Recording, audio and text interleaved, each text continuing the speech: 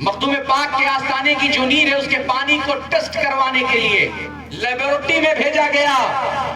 آج بھی news paper کی کٹنگ موجود ہے، جو لوگ کچھودا شریف جاتے ہیں ان سے پوچھئے، جب لیبارٹری میں ٹیسٹ کے لیے پانی بھیجا گیا اور ڈاکٹروں کی پوری ٹیم، ڈاکٹروں کا پورا پینل، بڑے بڑے سائنس کے ماہرین جب اس پانی کو چیک کرتے ہیں کہ کہیں ایسا تو نہیں کہ اس پانی میں کوئی زہر پھیل گیا ہے، کوئی جراثیم آ گیا، پانی میں کوئی ایسی چیز آ گئی جس سے پینے والے کو نقصان پہنچنے نہ لگے، تو ڈاکٹروں کی ٹیم نے جب بڑی بڑی مشینوں میں اس پانی کو ڈال کر چیک کیا تو ڈاکٹر حیرت کرنے لگے، اور ڈاکٹروں نے یہ لکھا کہ نیر کا جو پانی ہے، اس پانی کی کوالٹی اتنی اچھی ہے کہ بڑی بڑی آر او مشین میں جو پانی فلٹر ہو کر آتا ہے اس سے زیادہ صاف پانی تو نیر کا ہے۔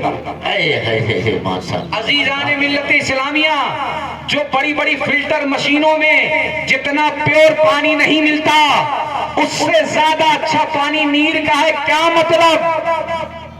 وجہ کچھ اور نہیں، وجہ یہ ہے کہ نیر شریف کا پانی وہ ہے جسے مخدوم پاک سے نسبت ہے، اور مخدوم پاک نے ذکر کر کے نیر شریف کی تیاری کی تھی اور بے شمار فضیلتوں کا حامل بنا دیا اس پانی کو۔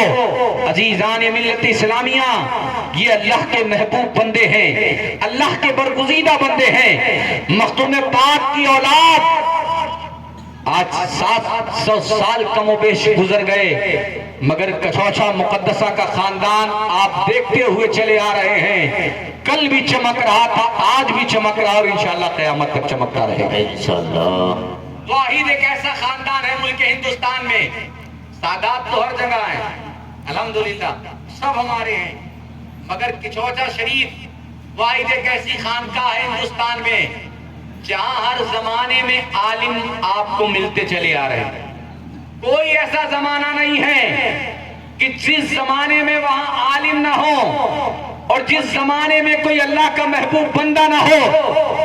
وہی کچھوچا مقدسہ، کہ جس کچھوچا مقدسہ کی سرزمین سے نکلنے والی ذات جسے دنیا حضور سرکار کلا کہتی تھی، وہ سرکار کلا سید مختار اشرف، اللہ نے اتنا نورانی چہرہ عطا فرمایا تھا کہ جب حضور سرکار کلا ایک مرتبہ مکہ پردیش کی سرزمین پر گئے، عاشقوں کا ہجوم تھا، چاہنے والوں نے پالکی منگائی، لاکھوں کا مجمع، حضور سرکار کلا پالکی میں بیٹھے، عاشقوں کا ہجوم جب لے کر نکلا حضور سرکار کلا کو، تو اس مجمع میں سڑک پر بہت سارے غیر مسلم کھڑے تھے۔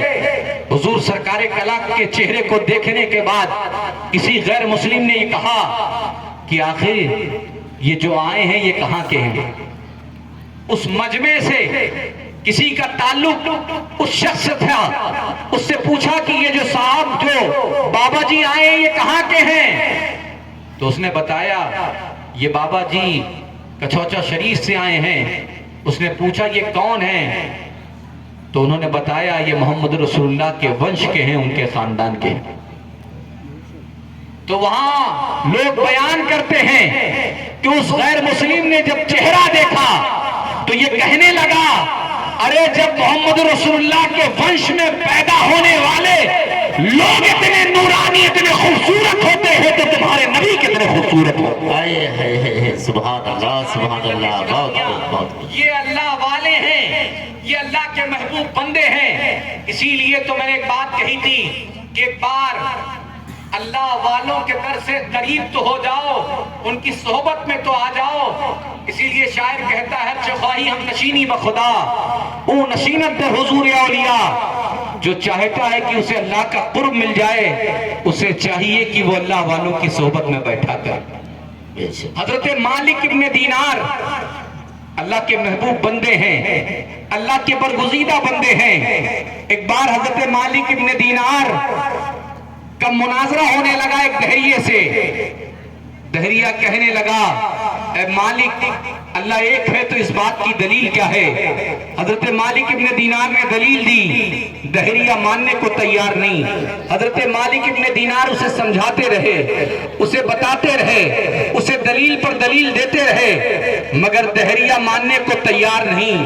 حضرت مالک ابن دینار نے کہا اللہ ایک ہے، اسلام سچا دین ہے، محمد رسول اللہ آخری نبی ہے، قرآن اللہ کی کتاب ہے، مگر دہریہ ماننے کو تیار نہیں ہوا۔ جب حضرت مالک ابن دینار نے اسے بہت سمجھایا، بہت بتایا، بہت اسے سمجھانے کی کوشش کی، وہ ماننے کو تیار نہیں ہوا، تو حضرت مالک ابن دینار نے فرمایا اب بات دلیل سے طے ہونے والی نہیں ہے، اب بات مناظرے سے طے نہیں ہو پائے گی۔ فرمایا اب اگر تجھے